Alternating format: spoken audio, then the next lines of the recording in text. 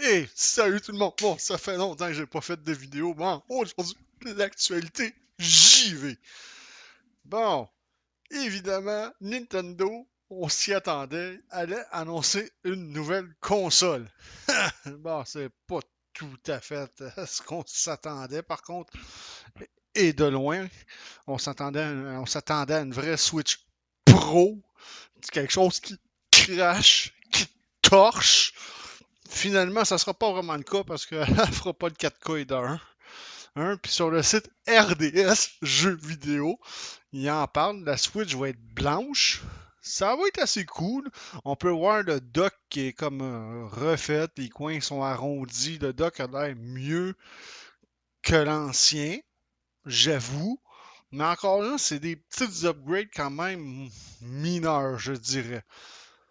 Parce que au lieu d'avoir 32 gigs, on va avoir 64 gigs. Ouh! On s'entend que 64 gigs, il aurait fallu qu'il soit déjà dans la console classique, Nintendo Switch classique. Et il va y avoir un port Internet. Ça, c'est pour brancher un fil réseau direct pour les jeux en ligne. Est bien plus stable que le Wi-Fi. Ça, encore là, ça dépend. C'est pour jouer. Le Wi-Fi, généralement, en ligne, va quand même assez bien. J'ai un ordinateur de gaming qui est branché Wi-Fi. Puis je m'en sers aussi pour jouer en ligne de temps en temps.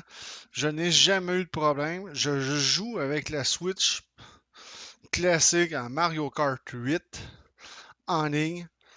Je n'ai jamais eu de problème. Ça dépend de la console puis où est-ce que le terminal du Wi-Fi est situé dans la maison surtout. Je le sais, regarde, je travaille dans ce domaine-là, je suis technicien en informatique. Fait que, je le sais que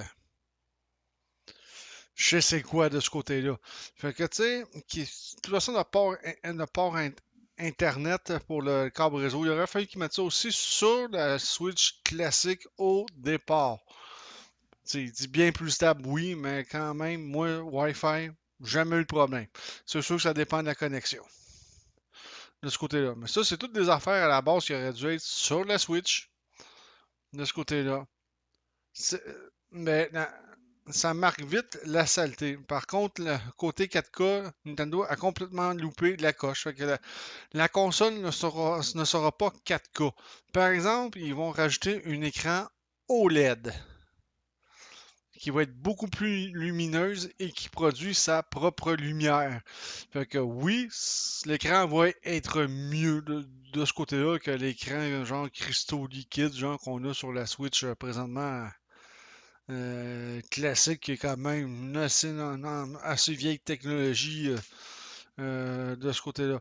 Fait que j'aime bien jouer à la Switch en mode portable, mais en dock, l'image 1080p sur l'écran 4K est juste dégueulasse. Oups! Ça veut dire que si vous avez une télé 4K, l'image est juste dégueulasse. Il n'y a pas d'autre mot. C'est ce qu'il dit là.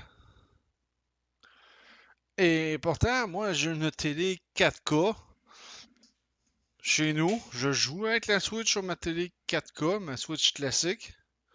Je joue même sur mon écran d'ordinateur, puis on s'entend, mon écran d'ordinateur, la résolution est beaucoup plus haute que la télé. D'ailleurs, il faut juste aller jouer dans les settings de la télé pour ajuster quand même la résolution. Ça se peut que l'image soit dégueulasse, ça dépend peut-être de la télé. Moi, j'ai une télé 4K LG. J'ai jamais eu de problème. Quand je branche ma Switch, la télé elle ajuste la résolution de la Switch automatiquement. J'ai jamais eu vraiment de problème avec ça. Puis en plus, je joue même avec je joue même avec une vieille PS3 sur cette télé-là. Jamais eu un Christi de problème, whatever, avec ça. Jamais, jamais. Ça dépend peut-être des télés par contre. Ça, je pourrais pas dire. Fait que, il dit que c'est un amas vomissant de pixels qui se mélange en une bouillie à l'écran qui donne surtout envie de poser les Joy-Con. Ce problème aurait dû faire que la mise à l'échelle est trop importante depuis le 1080p. Un pixel en 1080p en occupe 4 sur un écran 4K. Mais comme j'ai dit, on peut aller changer les settings. Moi, ma télé, quand je branche ma Switch, elle n'affiche plus en 4K, elle affiche en 1080p. Même chose pour mon écran d'ordinateur. Mon écran d'ordinateur, c'est un 2K. C'est pas un 4K, c'est un 2K.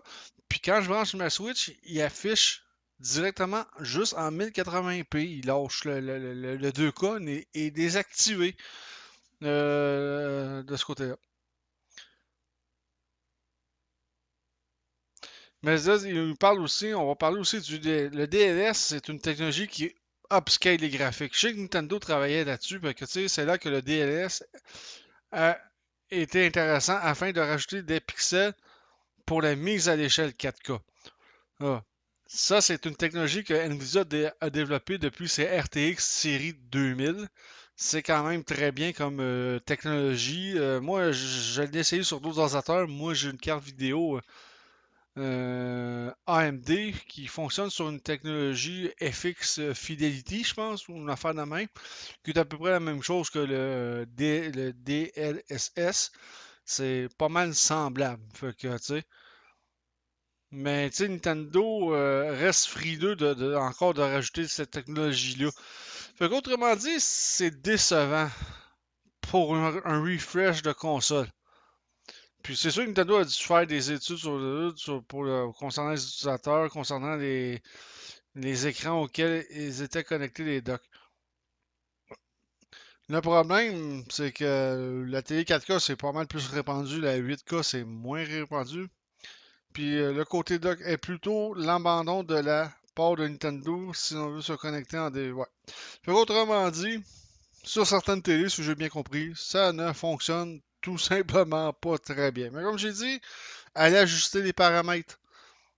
Ouais, parce que moi, sûrement que ma télé 4K désactive le 4K au moment où la Nintendo Switch fonctionne de ce côté-là. Fait que côté upgrade chez Nintendo, c'est pas terriblement, mais terriblement génial de, de ce côté-là. Puis ici, il parle même que la Wii U a été un faux. Ouais, la Wii U n'a pas, elle a eu pas le succès escompté, ben ils l'ont tué aussi. La Wii a été un succès, mais uniquement pour les jeux Nintendo. Oui, aussi. C'est vrai que sur la Wii, il y a eu pas mal de jeux qu'on appellerait de la cochonnerie. Tandis que la bonne partie des nouveaux venus sont restés sur Wii Sport. Oui. La GameCube a été quand même très bonne, mais la GameCube n'a pas eu non plus le succès escompté au Japon. Hein. Faut pas se le leurrer. La PS2, ça a été la console qui a plafonné dans cette génération-là. Fait que, tu sais, sur la RDS, ils ont quand même un peu. Ils ont quand même raison. Et le pire, c'est que ce qui me fait encore le plus chier, c'est la hausse de tarifs. Pourquoi une hausse de tarifs? Pour un meilleur écran, pour avoir un port Internet sur le dock, puis avoir 32 GB de plus de mémoire interne. Ça marche pas, là. Pour moi, ça marche vraiment pas. Payer 450$ pour ça, non, pas vraiment. Moi, je suis vraiment, mais vraiment pas enthousiaste de ce côté-là. Je sais même pas. Moi, j'ai la Switch classique édition Animal Crossing, que je trouve quand même, ok, elle est belle. C'est sûr que peut-être qu'ils auraient pu faire mieux pour ça. Mais en tout cas, puis est-ce que ça va m'insister à changer ça pour une nouvelle Nintendo Switch avec un écran OLED à 450$? Si on calcule avec les taxes, on est rendu à 500$ pour une Nintendo Switch. Là, on n'est pas loin d'une Xbox Series X si on rajoute un peu de pognon ou d'une PS5 aussi. Qu'eux autres vont fonctionner quoi qu'il arrive sur une télé 4K. Là, sans aucun problème. Fait que, alors qu'il y a un écran OLED, Nintendo se gaffe-t-il sur ce coup-là? Je dirais que oui. Nintendo est complètement à côté de la plaque de ce côté-là concernant son upgrade. Puis en plus, c'est vrai que le processeur de Nintendo ne coûte plus rien à fabriquer, vu que c'est un processeur qui est plus jeune aujourd'hui, il est ultra rentabilisé par Nintendo. Puis il ne paye plus au prix fort lors du lancement de la console. T'sais, la mémoire tant qu'elle, pour moi, ça justifie en rien pour 50$ de plus. La carte mère, héritée, a subi plusieurs modifications depuis son lancement afin d'abaisser les coûts. Ça, c'est vrai aussi. Pour avoir comparé des cartes mères de première Nintendo Switch aux dernières Nintendo Switch, il y a quand même une petite différence parce que je sais, on les répare quand c'est quand même des problèmes assez mineurs, là. Fait que, puis par contre, nous entrons dans une période de très forte inflation et la pénurie des composants. Ça, c'est toujours le même problème.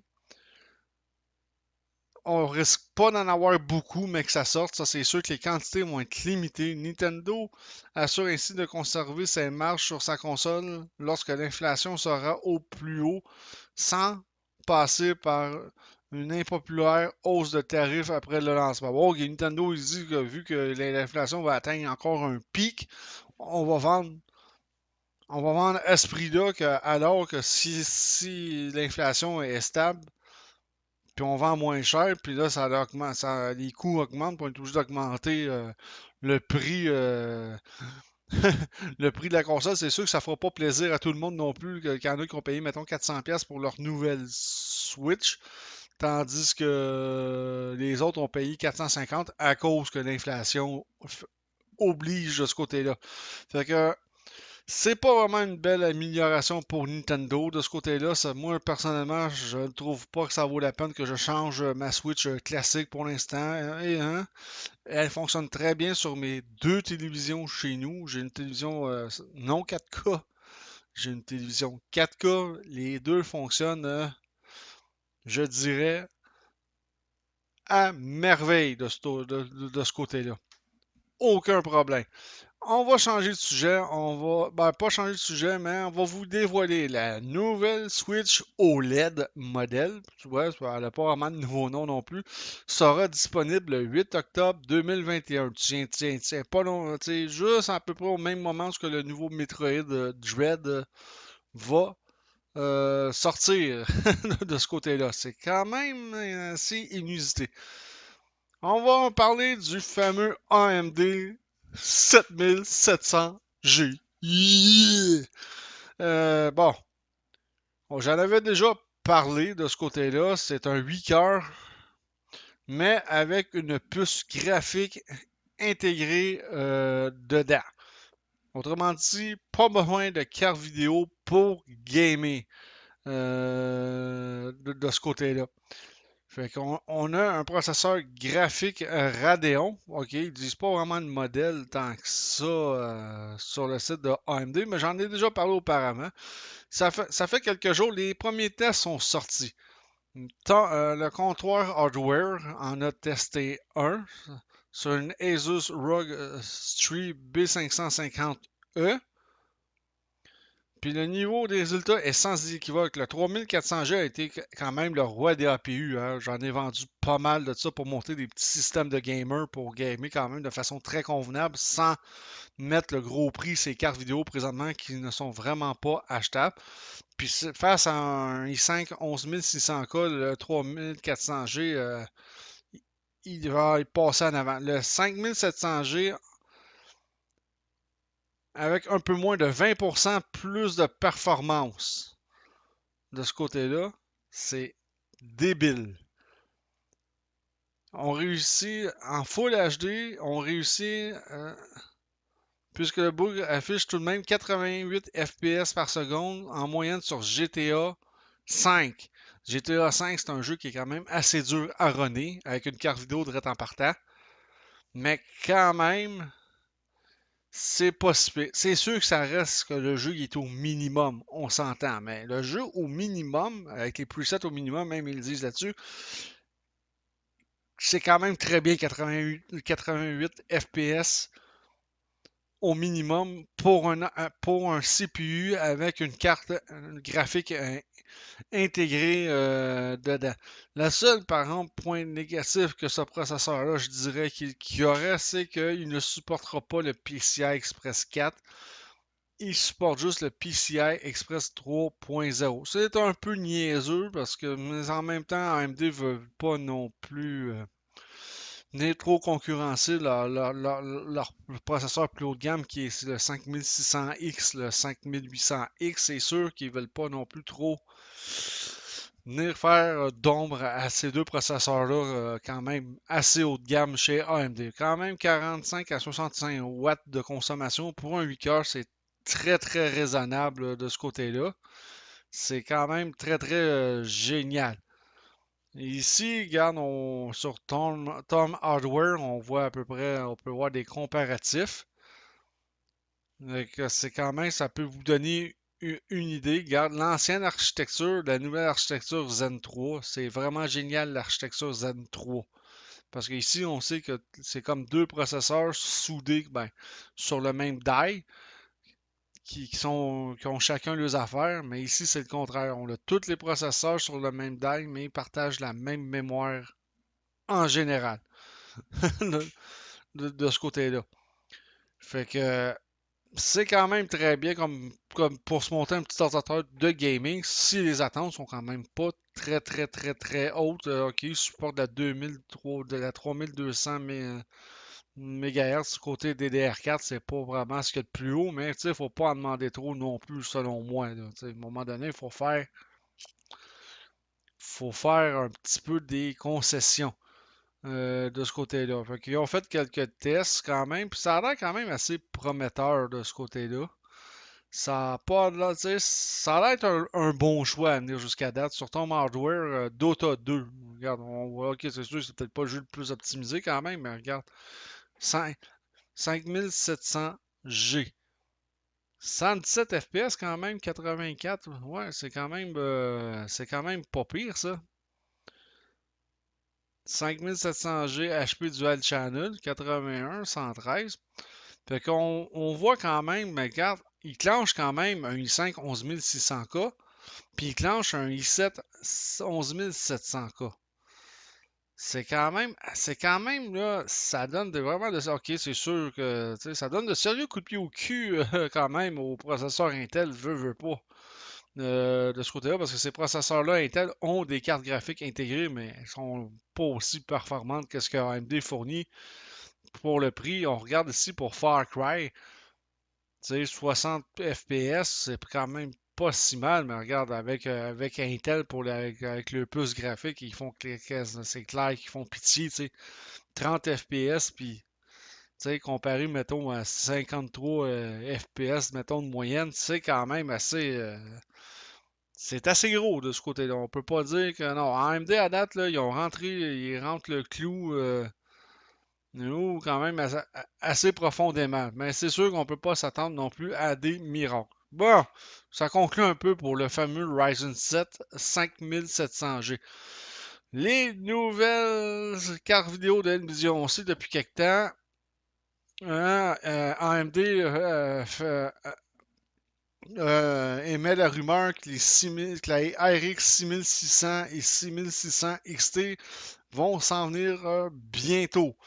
Oh, ça serait génial que ces cartes graphiques-là sortent parce que ça prend des cartes graphiques quand même entrée de gamme, milieu de gamme de ce côté-là. Ça n'a pas d'allure présentement les cartes graphiques. Fait que ce qu'on en sait, c'est ça serait le clock serait de 2684 MHz, 8 GB en GDDR6 pour la mémoire vidéo, quand même pas pire. Puis un TDP de 130 watts. Wow! Hey, ça, c'est vraiment là, assez économique en énergie. Ça se dit même pas. Il doit avoir genre un spin de connexion pour alimenter tout ça. La date, par contre, ça, c'est. On ne sait pas trop. On risque d'avoir des reports. Mais si on regarde ici, bon, le prix, c'est en livres sterling. Mais ça risque, ça risque d'être moins cher qu'une 6700 XT. Moi, j'aimerais ça que ça tourne aux alentours du prix d'une 3060. Ça serait absolument génial de ce côté-là. Mais on parle du prix de la 3060 au prix régulier avant qu'il y ait eu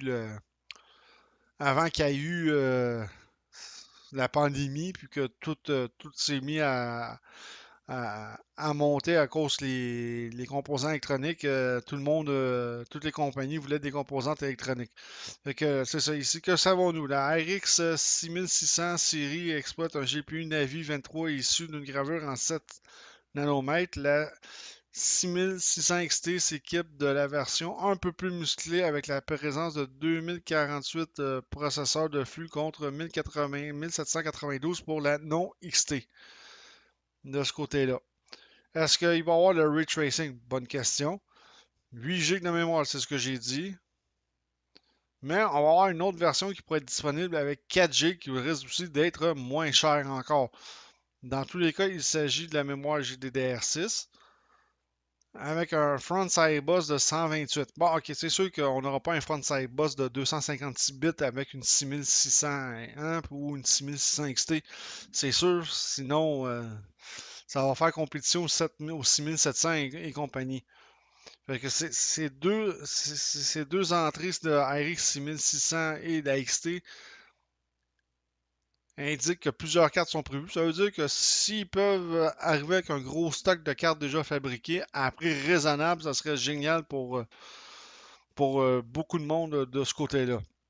Mais à date, on n'en sait pas vraiment beaucoup sur la fameuse RX 6600 puis la 6600 XT. Bon, ça va être tout pour la vidéo. Excusez si ça a été long, si j'en ai pas refait d'autres. Je travaille beaucoup à mon travail, fait que j'ai pas mal moins de temps de faire ce que j'aimerais faire de ce côté-là. Là, c'est sûr que mes vidéos sont un peu broche à foin. Ils sont toujours un peu broche à foin. D'habitude, je suis un peu mieux préparé par contre. De ce côté-là, là, je l'ai fait comme un peu à l'improvisation. Mais regarde, pour la prochaine vidéo, je vais tenter d'être mieux préparé puis de consacrer un peu plus de temps. Parce que malheureusement, c'est ce qui me manque présentement, c'est le temps. Fait que là-dessus, je vous dis ciao tout le monde, à la prochaine.